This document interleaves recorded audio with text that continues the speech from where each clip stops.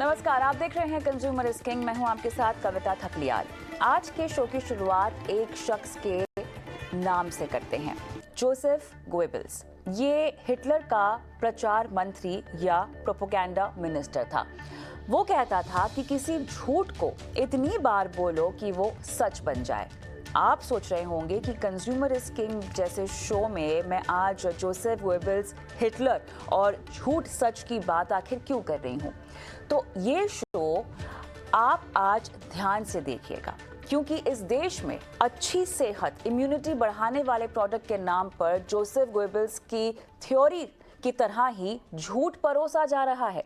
और ये काम कर रहे हैं इस देश के नामचीन सुपरस्टार्स, क्रिकेटर्स और मशहूर हस्तियां।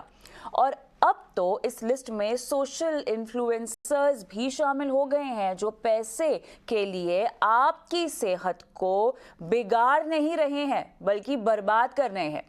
कोरोना के समय और उसके बाद हर कंपनी चॉकलेट से लेकर हेल्थ ड्रिंक्स तक अपने हर प्रोडक्ट को लेकर यही दावा करने लगी कि इसके इस्तेमाल से आपकी इम्यूनिटी जो है वो बढ़ जाएगी। लेकिन क्या ये सच है?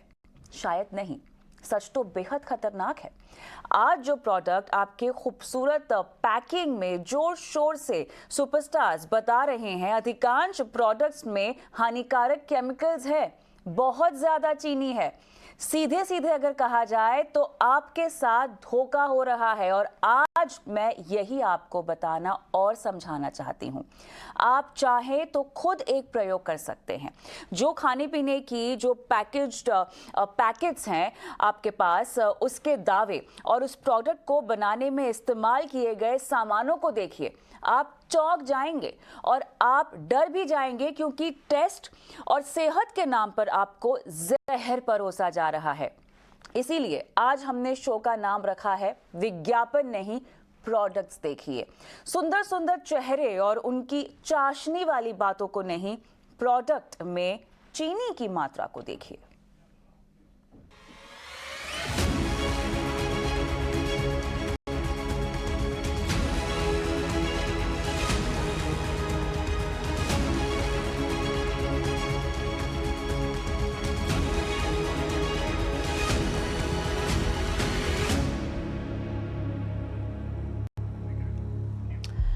तो जब भी हम कोई प्रोडक्ट खरीदते हैं तो वो प्रोडक्ट बेहतर है ये कैसे तय करते हैं? जाहिर सी बात है, या तो उसके विज्ञापन को सच मानकर प्रभावित हो जाते हैं या किसी के सुझाए जाने पर।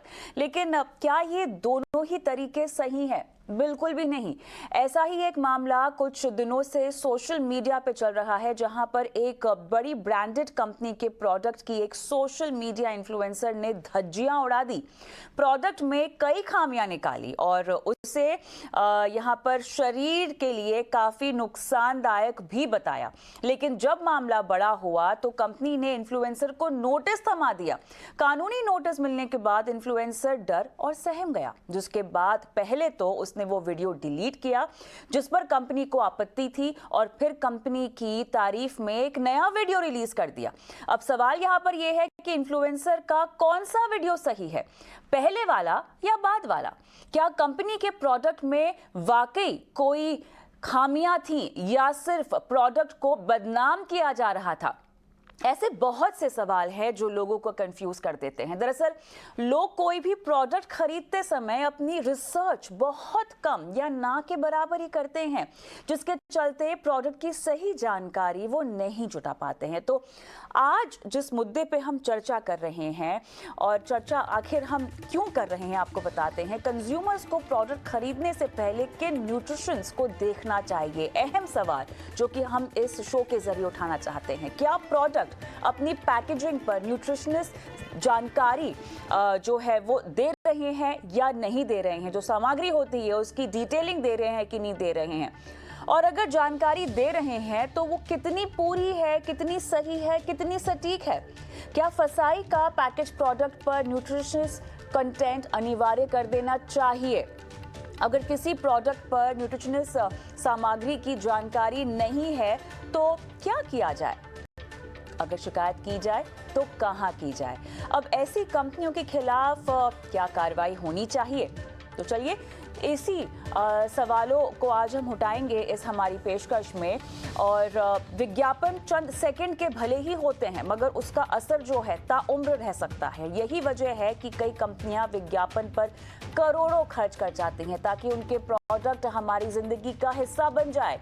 और इसी तरह के विज्ञापनों की जंग में कंपनियां अपने प्रोडक्ट्स को बेचने के लिए सेलेब्स का भी सहारा लेती हैं और मोटी रकम के आगे सेलेब्स उस प्रोडक्ट का नफा नुकसान का असर जाने समझे बिना बेधड़क विज्ञापन कर देते हैं जो विज्ञापन हानिकारक होते हैं। आज इसी पर हम चर्चा करेंगे हमारे एक्सपर्ट्स के साथ और हमारे साथ जो खास मेहमान हैं वो भी जुड़ गए हैं।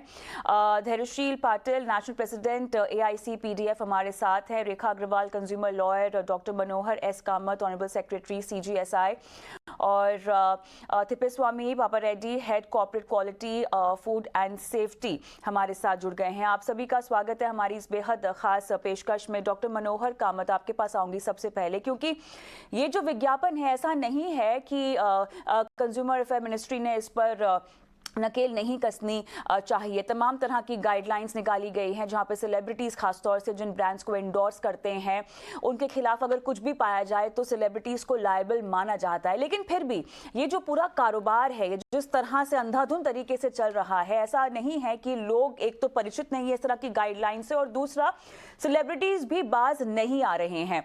क्या कुछ आप कहेंगे, ताज़ा हाल, ताज़ा माहौल अगर मैं समझना चाहूँ आपसे, किस हद तक कानून जो हैं वो कड़े करने की कोशिश की गई है और कहां-कहां अभी भी हम देख रहे हैं इस पूरे मामले में ढिलाई है?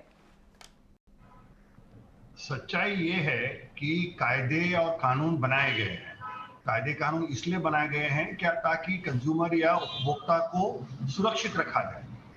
इसमें खास करके ये कहा गया है कि जो भी इस प्रोडक्ट को एंडोर्स करता है या उसकी एडवर्टाइजमेंट करता है उसको उसके बारे में कुछ जांचना चाहिए, क्योंकि ये सच्चाई है कि जब ये बड़े कलाकार या क्रिकेटर या जो भी हैं, जो हम बोलते हैं पब्लिक फिगर, ये पब्लिक फिगर जब कोई प्रोडक्ट को एंडोर्स करते हैं तो लोगों को लगता है ये सच है। और सच अगर ना भी हो तो खास करके जो युवा पीढ़ी के लोग हैं वो इससे भावुक हो जाते हैं और इन प्रोडक्ट्स को ले लेते हैं। कानून कायदे हैं, लेकिन इस मामले में सबसे दुर्भाग्य ये है कि सबसे बड़ा दुर्भाग्य ये है कि उसकी कानून को कोई इंप्लीमेंट करने वाला नहीं मिलता है। अभी ऐसा है कि भाई एक प्रोडक्ट, दो प्रोडक्ट, 10 प्रोडक्ट के ऊपर कोई फिल्म स्टार या क्रिकेटर या जो भी है कुछ प्रोडक्ट एंडोर्स करें तो कोई इनके पीछे लग सकता है, लेकिन ये 50-100 में जब होता है तो कानूनी प्रक्रिया करने वाले लोग भी हाथ ऊपर करके बोलते हैं कि सर इतने केसेस हैं, हम क्या करें। मेरी बातें कई बार कंज्यूमर अफेयर मिनिस्ट्री से भी हुई है तो इनका भी यही कहना है कि बहुत सारे केसेस हैं, कानून हमारे पास है, लेकिन अगर आप इनको चैलेंज करेंगे तो ऐसा नहीं होता है कि अक्सर होता है कि कोई इसको मानता है, अपना एडवर्टाइजमेंट विड्रॉ करता है, बाकी लोग कहते हैं कि आपको जो करना है वो करो, और फिर जब कानूनी कार्रवाई होती है तो कोर्ट में जाते हैं। आप जानते हैं, मैं जानता हूं, कोर्ट में एक बार मामला गया तो 2, 3, 5 साल के लिए फिर आगे कुछ नहीं होगा। तो इसलिए ये सब खामियां देखकर प्रोड्यूसर्स या जो भी मैन्युफैक्चरर्स हैं इनको बहुत कॉन्फिडेंस मिलता है कि ये जो चाहे सो करे और कोई इनको रोकने वाला नहीं है। इस तरह की मनमानी तो चल नहीं सकती ना। पाटिल साहब जरा समझाइए यहाँ पर, अगर जो मैन्युफैक्चरर्स हैं, जो ब्रांड्स हैं, वो ये कहते हैं कि आपको जो करना है आप कर लीजिए, तो यहाँ पर ना ही लॉ एंड ऑर्डर का डर है, ना ही कंज्यूमर जिसको प्रोडक्ट बेच रहे हैं उनकी सेहत की फिक्र है, यहाँ पर तो दादागिरी चल रही है इसी तरीके से। यस, बिल्कुल आपने सही कहा कि ये दादागिरी चल रही है, बिकॉज जो हमारे कानून अब इंडिया में लाए गए हैं ये मोस्टली वेस्टर्न यूनियन के कानून यहाँ पे कॉपी पेस्ट किए गए हैं। तो ये जो डिसेप्टिव पैकिंग, डिसेप्टिव एडवर्टाइजमेंट जो की जाती है, जैसे अभी एक एडवर्टाइजमेंट है डर के आगे जीत है, that shows something which is not really realistic. So मेरा ख्याल है ये कंपनियों की मनमानी है and the laws must be more stringent. बिल्कुल, लेकिन थिप्पेस्वामी जी आपके पास मैं आऊंगी, क्योंकि कहीं ना कहीं अगर आपका सामना होता है इस तरह के किसी एंडोर्समेंट के लिए, किसी सेलिब्रिटी या किसी इन्फ्लुएंसर से, वो कितनी इन्वॉल्वमेंट दिखाते हैं? क्योंकि अभी देखिए, जो कानून बनाए गए हैं, जो गाइडलाइंस बनाई गई हैं, उसमें ये कहा गया है कि आपको समझना है कि जिस भी प्रोडक्ट को आप इंडोर्स कर रहे हैं, जिस भी प्रोडक्ट के बारे में आप बात कर रहे हैं, उसे बेच रहे हैं, तो क्या इस रवैये में कोई बदलाव या वहां पर भी उस एरिया में भी हम देख रहे हैं कि बिल्कुल मनमानी चल रही है और लापरवाही है? जहां तक मैं समझता हूँ बिल्कुल ऐसा 100% नहीं है। बिकॉज जितने भी अच्छे ब्रांड्स है, जितने भी कंपनी जो 100 साल के पुराने हैं या डिकेड से चल रहे हैं, तो डेफिनेटली एक एथिक्स और एक प्रोडक्ट क्वालिटी को मेंटेन करते हैं। बिकॉज मैं भी एक कॉर्पोरेट क्वालिटी हेड हूँ एंड हमें पता है कि जिम्मेदारी क्या है। बट यही होता है कि हमारा कंज्यूमर्स भी टेक्निकली उनको कितना अवेयर है। सो अभी आप कोई भी पैकेट ले लीजिए, कोई भी स्नैक्स का ले लीजिए, कोई भी चीज ले लीजिए, पीछे हमारा कंज्यूमर्स कितने लोग उसका पीछे इंग्रेडिएंट्स पढ़ते हैं, कितने लोग उसके पीछे न्यूट्रिशन पढ़ते हैं। या अभी सेलिब्रिटीज ने आके एक दे दिया, या डर के आगे जीत है, या कोई टैगलाइन लगा दिया, वी गॉट गेट इन्फ्लुएंस हो गया, उसको पी लिया। एंड ये भी सबके प्रोडक्ट के साथ नहीं होता है। एंड कुछ टारगेट ऑडियंस भी होता है जो युवा होते हैं, जो कितने लोग ये इसको समझ पाते हैं कि न्यूट्रिशन क्या है, इंग्रेडिएंट्स क्या है।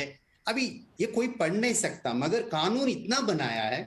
मैं भी एक मैन्युफैक्चरिंग कॉर्पोरेट क्वालिटी हेड हूँ, जो FSSAI ने जितने लगाया है, अभी न्यूट्रिशनल चीज हो, इंग्रेडिएंट्स हो, उसको कैसे डिक्लेरेशन किया जाता है। अभी भी एक नया कानून है कि 6 महीने में एक बार आपको पूरा एनालिसिस रिपोर्ट अपलोड करना है। जो कानून बना है, डिक्लेरेशंस भी है।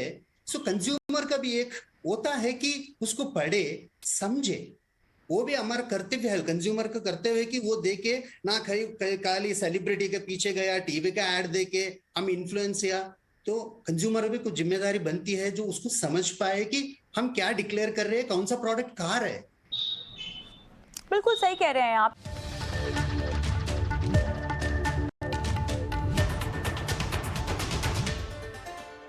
हर खबर दर्शकों को ये भी समझाना बहुत ज़रूरी है कि किन किन चीज़ों को उन्हें देखना चाहिए जब आप किसी भी तरह का ब्रांडेड प्रोडक्ट खरीदने चाहते हैं।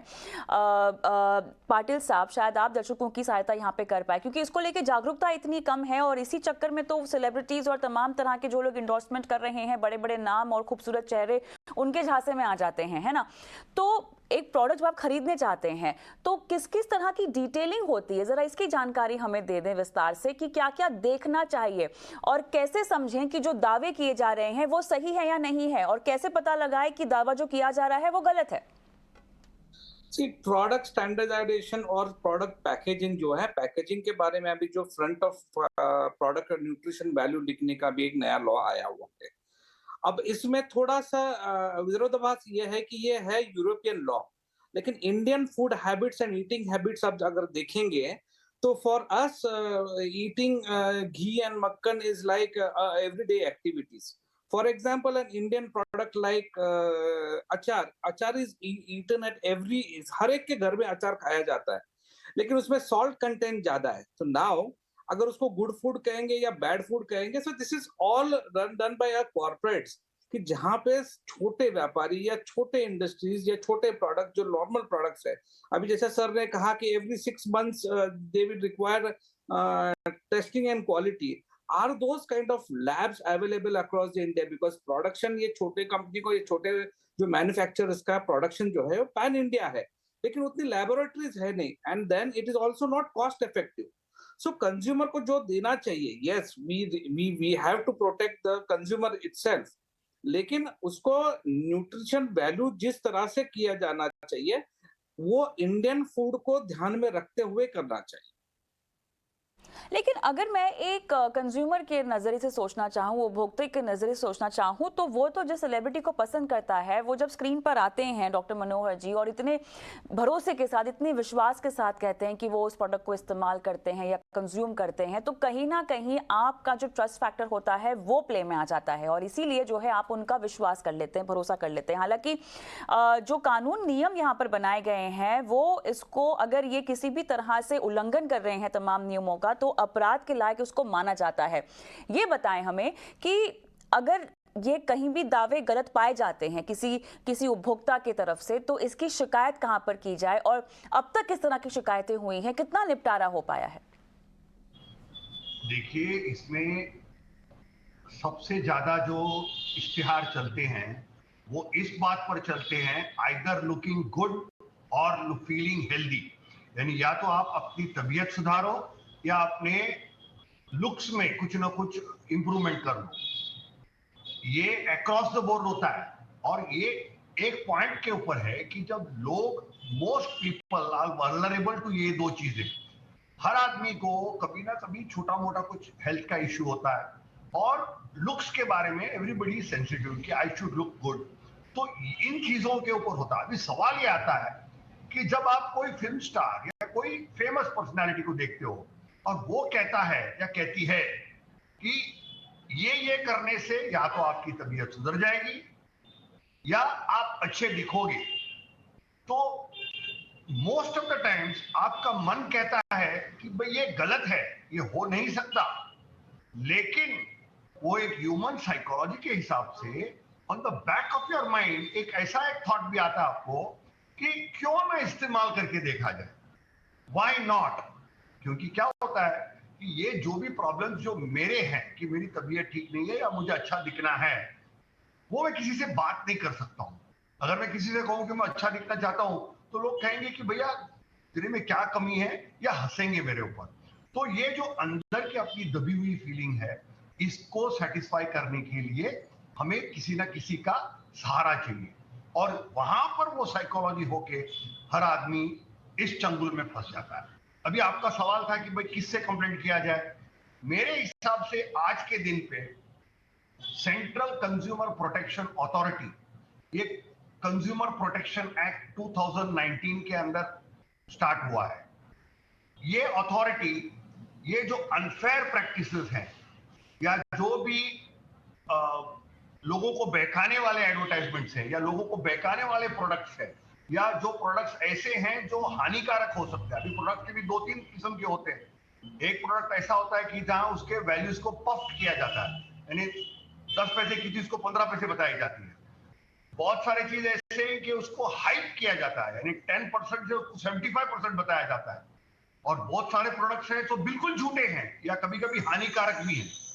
तो इन तीनों में आपको सेपरेट करना पड़ेगा।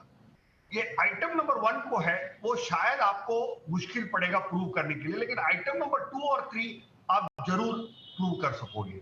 अभी सवाल ये है कि आम आदमी, ये मान लो एक फूड प्रोडक्ट है या ब्यूटी प्रोडक्ट है, वो कहां से इसको टेस्ट करवाएगा।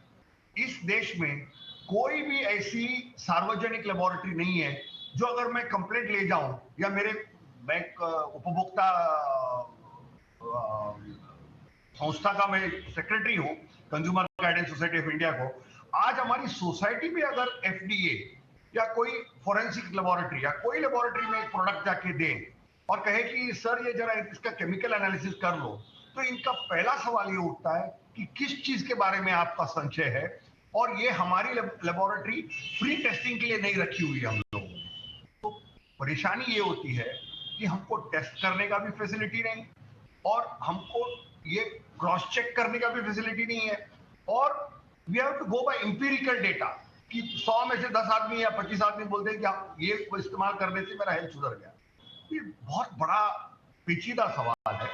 लेकिन आज मैं समझता हूं कि ऐसे खास करके जो मैंने आइटम नंबर 2 और 3 बताया कि डेंजरस प्रोडक्ट्स और हाईली हाइप्ड प्रोडक्ट्स, इन सब प्रोडक्ट्स को आप सेंट्रल कंज्यूमर प्रोटेक्शन अथॉरिटी, इसमें आप कंप्लेंट करें। इन्होंने पिछले 3-4 सालों में कई अच्छे नतीजे दिए हैं। ऑफ कोर्स उनका इस्तेमाल होना मुश्किलात में है, क्योंकि जो भी कंपनी के खिलाफ ये हुआ ये लोग कोर्ट में गए हैं। लेकिन ये एक अच्छी अथॉरिटी है, कम से कम ना बोले तो थोड़ी एडवर्स पब्लिसिटी हो जाएगी, जिसके वजह से आदमी थोड़ा शांत हो जाएगा। लेकिन वक्त इसीलिए भी आ गया है कि इन मामलों को हम गंभीरता से ले, क्योंकि कहीं ना कहीं आपके बच्चों की सेहत जो है यहाँ पर इस पूरे सिलसिले में इन्वॉल्व होती है। जो बड़े बुजुर्ग हैं अगर वो भी इस तरह के प्रोडक्ट्स को कंज्यूम करते हैं तो ये उनके सेहत के लिए भी हानिकारक है, और इसीलिए बहुत ज़रूरी है कि जागरूकता पर ज़्यादा तवज्जो दी जाए। पापा रेड्डी जी, अब यही समझना है मुझे, क्योंकि प्रोडक्ट्स की अगर हम बात करें तो वो तो अक्रॉस कैटेगरीज बेचे जा रहे हैं। अभी हमने एक पर्टिकुलर कैटेगरी का एग्जाम्पल लिया है, लेकिन बात तब ज़्यादा गंभीर हो जाती है जहां पर हम बच्चों के प्रोडक्ट्स की बात करते हैं, बड़े बुजुर्गों की सेहत की बात करते हैं, उससे जुड़े प्रोडक्ट्स की बात करते हैं, क्योंकि ये केवल खाने पीने की कैटेगरी तक ही सीमित नहीं है मामला। आपने सही कहा, जो भी वो एक ब्यूटी केयर हो, एक पर्सनल केयर हो, एक फूड प्रोडक्ट हो, एक फार्मा हो, हर एक कैटेगरी का अपना अपना इम्पैक्ट है, अपना अपना बच्चों के ऊपर हो या अडल्ट के ऊपर हो। बट मेरा सवाल ये है कि सर से बता रहे थे कि हर एक कंज्यूमर जाके बाहर का लैब से टेस्ट नहीं करवा सकते, वो बिल्कुल नहीं होगा। बट गवर्नेंस, ये जो प्रोटोकॉल्स जो बनाया है, ये प्रोडक्ट जब अप्रूवल होता है, वो स्टार्टिंग से एंडिंग तक जो प्रोडक्ट डेवलप हो जाता है, उसको अप्रूव किया जाता है, वो different bodies, whether it is a pharmaceutical, whether it is FSSA, whether it is whatever XYZ, जो हमने जो गवर्नेंस या प्रोटोकॉल जो बना है प्रोडक्ट अप्रूवल के लिए, वहां पे बहुत विजिलेंस और स्ट्रिक्ट होना चाहिए। जहां पे एक प्रोडक्ट अप्रूव होता है, तभी एक रेस्पेक्टिव ब्यूरोक्रेसी या ब्यूरोक्रेटिक ऑफिसर हो या डिपार्टमेंट हो, उसको अप्रूव किया जाता है। पूरे प्रोटोकॉल में कहां पर लैब्स आपको दिखाई दे रहा है? अगर हम इसको भी कहें कि ये भी दोषी हो सकता है, हमें एक स्ट्रीमलाइन करना है पूरे प्रोसेस को, है ना, तो पूरे प्रोसेस में कहां लैब्स है? नहीं, ये लैब्स के बारे में कहां पे लैब्स है हम एग्जैक्टली बता नहीं सकते, मगर जो गवर्नेंस हमने लेआउट और प्रोटोकॉल्स जो डाला है गवर्नमेंट ने, तो उसको अगर रेस्पेक्टिव डिपार्टमेंट एक प्रोसीजर कंप्लायंस का जो 100% इफ एवरीबडी टेक्स केयर, वो तो प्रॉब्लम होना नहीं चाहिए। मैं सिंपल से एग्जांपल बताता हूं। मैं कल एक प्रोडक्ट लॉन्च करूंगा, क्या ऐसे ही लॉन्च कर दूंगा मैं? क्या कोई अप्रूवल्स नहीं लूंगा मैं? मेरे एफएसएसए लाइसेंस में नहीं डालूंगा मैं? वो कौन अप्रूव कर रहा है?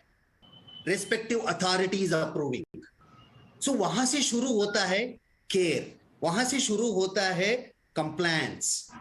बिकॉज 50 करोड़ लोग लेके खाएंगे तो हर एक टेस्ट करेंगे जाके बाहर का लैब में? नहीं होगा। वहां से डिसिप्लिन शुरू होना चाहिए जब एक प्रोडक्ट बनाते हैं, वहां से अप्रूवल से। एंड ये हो रहा है, काफी हद तक हो रहा है, ऐसा नहीं है कि नहीं हो रहा है। यस, लैप्सेस है, कुछ मार्केट्स प्रोडक्ट में आते हैं जहां पे न्यूट्रिशन का लेबलिंग ही नहीं होता है, जो कंप्लायंसेस का है वो केयर नहीं होता है, मगर वो ऐसे ही चल जाता है बिकॉज कंज्यूमर देखता नहीं है पीछे क्या है क्या नहीं है। सो कुछ हद तक प्रोटोकॉल्स, गवर्नेंस, कंप्लायंस, कुछ हद तक कंज्यूमर एजुकेशन, क्या करना है। हम अभी ये बता रहे थे, टीवी पे विज्ञापन आ रहा है, एड आ रहा है, कितने बार हमारा गवर्नमेंट ऐड देख रही है कि कंज्यूमर को अवेयरनेस क्रिएट करने के लिए पीछे न्यूट्रिशन देखो, पीछे RDA देखो, वहां पे एजुकेट नहीं होता है हमारा। इन्हें मास समय लगभग खत्म हो गया है, लेकिन एक लास्ट एक पाटिल जी का भी लेना होगा कंप्लायंस और प्रोटोकॉल को लेकर, आप क्या कहेंगे? जी, कंप्लायंस गवर्नमेंट की तरफ से अभी जो कंप्लायंस, जैसे सर ने कहा कि ईच एंड एवरी प्रोडक्ट जो है वो लाइसेंस प्रोडक्ट है, लेकिन ये डिसेप्टिव एडवर्टाइजमेंट की वजह से ये प्रोडक्ट्स जो है ये अमाउंट मार्केट में चले जाते हैं। So I would suggest that जैसे हमारा पिक्चर के लिए सेंसर बोर्ड है, for advertisement also there should be a censor board where ये ethical checking of the product and the deceptiveness which is being portrayed to the public, इसका checking कहीं तो होना चाहिए। सेल्फ रेगुलेटरी बॉडी है ASCII के नाम से, जो तरह तरह की गाइडलाइंस भी इसको लेकर लगातार निकालती रहती है। इनफैक्ट उन्होंने काफ़ी हद तक जुर्माने भी यहाँ पर ऐलान कर रखे हैं जो होंगे, और कहाँ कहाँ पे शिकायतें कर सकते हैं। अगर आप भ्रामक विज्ञापन देख भी रहे हैं तो आप आस्की के पास जाकर भी शिकायत कर सकते हैं। बहरहाल, लेकिन वो एक सेल्फ रेगुलेटरी बॉडी है, जो आपने कहा सरकार की तरफ से इसका एक नज़र आना बहुत ज़रूरी है। तो अंत में कहीं ना कहीं उपभोक्ता की जागरूकता एक ऐसा मुद्दा बन जाता है जहाँ पर ज़्यादा तवज्जो देने की जरूरत है। जो भी आप एड्स देखते हैं आंखें बंद करके, क्योंकि वो एक सेलिब्रिटी के जरिए इंडोर्स हो रहे हैं, या आपके फेवरेट कैरेक्टर जो शायद आपने किसी फिल्म में देखे हो या कहीं पर देखे हो, वो उस एड को कर रहे हैं, विज्ञापन को कर रहे हैं, तो आप भी उस प्रोडक्ट को खरीदें। वो आपको सूट हो जरूरी नहीं है। इसीलिए जो भी प्रोडक्ट खरीदें उसके ऊपर छपी हुई डिटेल्स को आप ध्यान से पढ़ें, समझें, उनके बारे में रिसर्च करें, होमवर्क करें और उसके बाद ही खरीदारी करें। बहुत बहुत धन्यवाद आप सभी का इस खास पेशकश में शामिल होने के लिए। मुझे इजाजत दें। नमस्कार।